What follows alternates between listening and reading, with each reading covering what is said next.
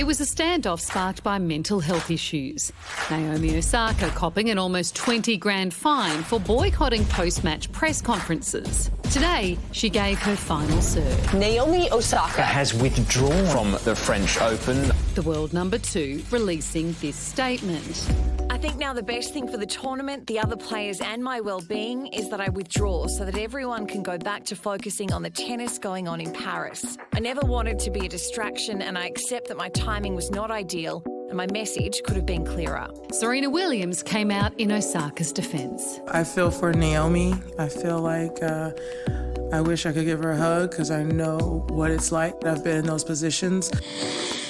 I'm done. But despite that support, Osaka says it was this moment in 2018 when she beat Williams to claim the US Open that triggered her mental health decline. It is Naomi's moment, but much of the story, as it always is, centers around Serena Williams.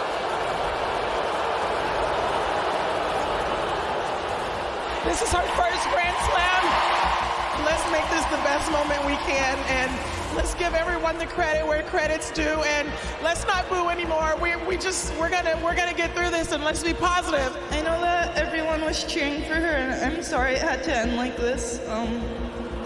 The truth is that I have suffered long bouts of depression since the US Open in 2018, and I have had a really hard time coping with that.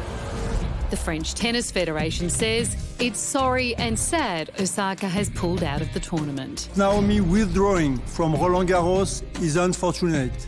We wish her the best and the quickest possible recovery. A change of tune from a few days ago when he called Osaka's refusal to speak to the press unacceptable and a phenomenal error. And much of the world's sports media agrees. This is an amateur. She's a professional. And what she was asked to do by the French Open is what she's asked to do everywhere in the world of professional tennis. You have media obligations. AFL legend Wayne Schwass is a passionate campaigner for better mental health, and he joins us now. Wayne, what's going through your mind when you hear that Naomi Osaka has pulled out of the French Open in these circumstances? I think my overriding thought will lead every time a situation like this plays out with a high-profile sports person or a high-profile person within the broader community is a level of empathy, trying to understand how difficult the last few days have been for somebody like Naomi, not only trying to compete at a significantly big tournament, but also trying to manage the ongoing mental health challenges. And I think, first and foremost, I would applaud her decision and anyone that makes that type of decision, because while sport or work is important, it should never be more important than your mental health. And I hope that this is a decision that gives her time to get healthy and well, but also hope that this is something that reverberates right around the world and through our community, that it's really important that we do take care of our mental health and we don't compromise that for work or for sport. 100%. What do you say to those people who've said today that the press is part of the job for Naomi and she's just going to have to accept that? Yeah, look, I understand, Carrie, that what comes with your line of work sometimes, in her case, is a responsibility to meet the obligations from a broadcasting, from a media perspective.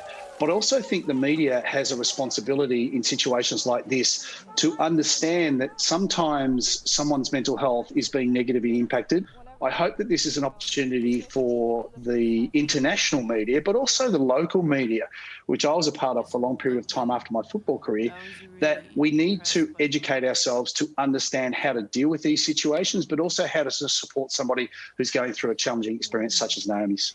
Wayne, I thought it was really interesting her talking about her social anxiety and that sometimes she walks on the court and wears headphones because she can't cope with what's happening around her. And I wondered how many other players are out there who are at the elite, you know, they're at the top of their game and the sport is what they're really good at. But perhaps all of the stuff that comes with being at the top of their game is not actually the part that they enjoy or know how to navigate as easily. And how many other players would be in that situation? I think that that's a really important question, Carrie. My suspicion is that for every Naomi that comes out and talks openly, I would suspect that there would be a significantly larger amount of people who are athletes at the elite level in all sorts of different sports that are in similar situations. The reality is Naomi's 23. We expect so much of a 23-year-old. She's a wonderful athlete, but she's a human being. And sometimes life gets challenging, more challenging than what they face on the court.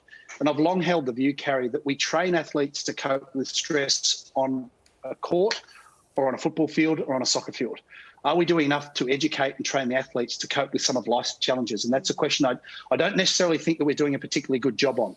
Wayne, once somebody like Naomi Osaka puts up their hand and says, I'm struggling with mental health, how damaging is the speculation that follows?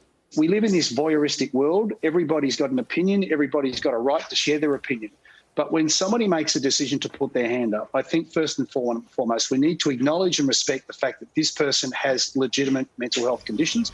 If we criticise somebody for putting their hand up to deal with mental health conditions, that can be a significant contributing factor why so many people in similar situations don't ask for help, because they're scared of being judged, criticised or labelled. And effectively, that's stigma. And stigma is the emotional outcome to discrimination. It needs to stop because it's a significant reason why people don't step forward and speak earlier or seek help earlier. Wayne, thanks so much for speaking to us tonight. Pleasure. Thank you. And if this story has brought up any issues for you, help is available. You can call Beyond Blue anytime on 1300 22 4636, or crisis support is available 24/7 through Lifeline on 13 11 14. Time for a break. More Project coming up soon. With so much content online, it's sometimes hard to keep up with it all. And let's face it, who has the time? The Project YouTube has you covered with the stories that matter. Hit subscribe for a daily list of the news that you need to know.